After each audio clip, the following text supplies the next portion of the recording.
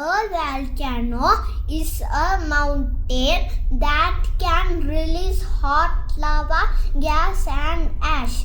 Volcanoes have a hole at the top called a crater. Inside a volcano there is hot, melted rock called magma.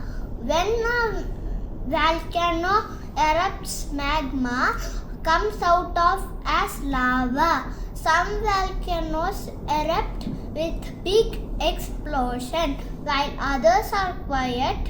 And lava cools down and hardens to make a new rock.